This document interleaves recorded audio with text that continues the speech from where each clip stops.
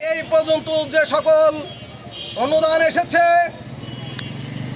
যেমন 2টা ঈদে ভিজে বরাদ্দ এসেছিল সাধারণ গরিব মানুষের জন্য। আমরা সেখানে দেখেছি একটি অংশ তারা একজন 10টি 20টি করে কার্ডের মাল উত্তোলন করে নিয়ে গেছে। কিন্তু এই দীর্ঘ 17 বছর যে সকল নেতা কর্মী আন্দোলন সংগ্রামে মাঠে ছিল, যারা এই শেখ হাসিনা সরকারের পতন ঘটিয়েছে, তাদেরকে বঞ্চিত করা হয়েছে।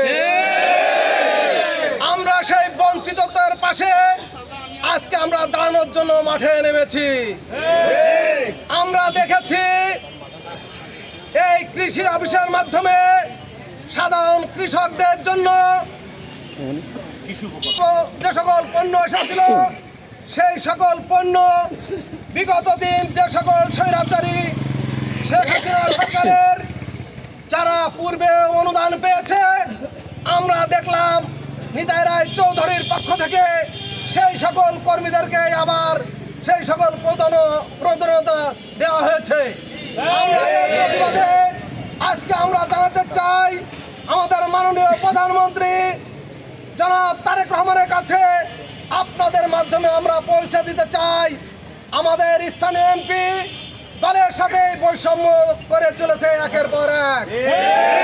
আমরা দেখলাম আমাদের এলাকা বন্যা দুর্গত এলাকা, খাল খনন করে আমাদের পানি নিষ্কাশনের যে ব্যবস্থা করার প্রয়োজন ছিল, খাল খননের জন্য ব্যাপক টাকা বরাদ্দ এসেছিল। আমরা কি দেখলাম, আমাদের এলাকার খাল খনন কিভাবে হচ্ছে, আমরা বিএনপির ম্যাক্সিমাম 80% যে অংশ আছে, আমরা তার কিছুই জানি না। আমরা এটা জানতে চেয়েছিলাম প্রশাসনের কাছে, প্রশাসন সদুত্তর দিতে পারে নাই। আমরা দেখলাম সাংবাদিক ভাইদের মাধ্যমে 2 কোটি সামথিং টাকা আমাদের উপজেলা থেকে ফেরত দেওয়া হয়েছে। আমরা এই ফেরত দেওয়ার জন্য আমরা এমপি সহ এই প্রশাসনকে ধিক্কার জানাই। এখনো আপনারা দেখেছেন মোহাম্মদপুর গোপাড় থেকে কাতলাসুর বিল পর্যন্ত মাঠে একটু পানি নেই। কৃষক তাদের পাট জাগ দেওয়ার ব্যবস্থা করতে পারছে না, বিপাকে আছে, কিন্তু আমাদের সেই খালকরণ করা হয় নাই। তাহলে কেন টাকা ফেরত গেল? এর জবাব আমরা এমপির কাছেও চাই, আমরা প্রশাসনের কাছেও চাই। আমরা দেখেছি শহীদ প্রেসিডেন্ট জিয়াউর রহমানের যে MN প্রকল্প ছিল, খাল খনন কর্মসূচি, পাল্লা শিরগ্রাম থেকে শুরু করে রাজাপুরের রাহাতপুর নবগঙ্গা নদীতে যে খাল নেমেছে, সেই খাল এখনো ভরাট হয়ে সেই খালে এখন পানি নেই। কৃষকের সারা এলাকার মোহাম্মদপুরের সেই মধুমতি নদী থেকে মোহাম্মদপুরের মাগুরার নবগঙ্গা নদী পর্যন্ত যে খাল আছে, সেই খাল খনন করা হয়নি। তাহলে কেন 2 কোটি সামথিং টাকা কেন আমাদের প্রশাসন, কেন আমাদের এমপি এখান থেকে ফেরত দিয়েছে? আমরা সুষ্ঠু জবাব চাই। আমরা কৃষকের পাশে দাঁড়াতে চাই। পাশাপাশি ভাইরা আমার, আজকে আমরা এই ছাত্র ভাইদের সাথে, যুবক ভাইদের সাথে বঞ্চিত সারা এলাকার জনগণকে নিয়ে আমরা শুধু প্রশাসনকে জানাতে চাই, প্রশাসনের মাধ্যমে আমরা আমাদের প্রধানমন্ত্রী তারেক রহমানের কাছে জবাব চাওয়ার জন্য আমরা আপনাদের মাধ্যমে পৌঁছে দিতে চাই।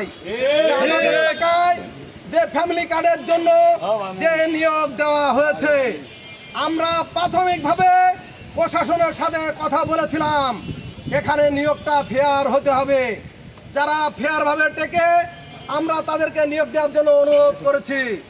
কিন্তু আমাদের এখানে ইউনো ম্যাডাম আছে, তিনি আমাদেরকে আশ্বস্ত করেছিলেন, তিনি আর কর্মচারীদেরকে নিয়ে আশ্বস্ত করেছিলেন যে তিনি ফেয়ার নির্বাচন করবেন। আমরা আশ্বস্ত হয়ে বলেছিলাম ফেয়ার নির্বাচন হলে কোনো কথা হবে না। কিন্তু ভাইরা আমার, আমরা কি দেখতে পেলাম, এখানে ভাইবার মাধ্যমে নিয়োগ প্রদান করা হয়েছে। এই ভাইবাতে যারা সম্পূর্ণ প্রশ্ন, একটা ছেলেকে 40টা 50টা 60টা প্রশ্ন করা হয়েছে, যারা সকল প্রশ্নের উত্তর দিয়েছে তারাও এই নিয়োগপ্রাপ্ত হয় নাই। দেখতে পেয়েছি এর ভিতরে ম্যাক্সিমাম বিএনপির ওই নিতাই রায় চৌধুরীর অংশের আত্মীয়দের নাম এখানে লিপিবদ্ধ করা হয়েছে। শিক্ষাগত যোগ্যতা ন্যূনতম, যাদের শিক্ষাগত যোগ্যতা একেবারে নিম্ন, যারা ভাইভাতে একটি প্রশ্ন পারে নাই, তাদের নাম আমরা এখানে লিপিবদ্ধ হতে দেখেছি। আরো দেখেছি 17 বছর তাদের নির্যাতনে নিষ্পেষিত হয়েছে সারা বাংলার সাধারণ মানুষ সহ বাংলাদেশ জাতীয়তাবাদী দল সহ সকল দলের নেতা কর্মীরা নির্যাতিত হয়েছে। সেই দলের ম্যাক্সিমামদেরকে আজকের এই ফ্যামিলি কার্ডে নিয়োগ দেওয়া হয়েছে। কাজ জানাই এদেরকে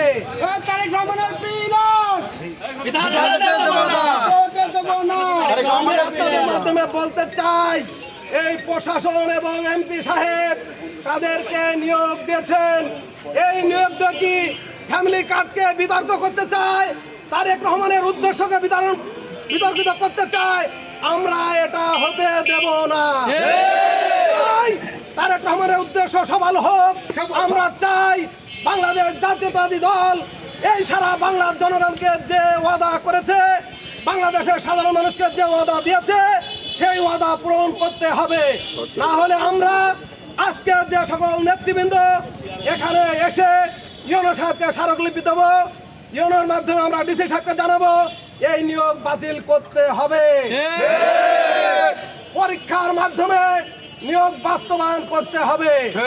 তাহলে আজকের পরে আমরা আরো বড় কর্মসূচি দেবো। এরাও নয়, আমরা রাস্তাঘাট অবরুদ্ধ করব, আমরা ডিসি অফিস অবরুদ্ধ করব। প্রয়োজনে আমরা তারেক রহমানের কাছে আমাদের এই দলবল নিয়ে যে আমরা আমাদের এই এলাকার এমপি যে বৈষম্য তৈরি করেছে, এই বৈষম্যের প্রতিবাদে আমরা সারা বাংলাদেশে আন্দোলন করেছি। প্রিয় ভাইরা আমার আরো নেতৃবৃন্দ আছে,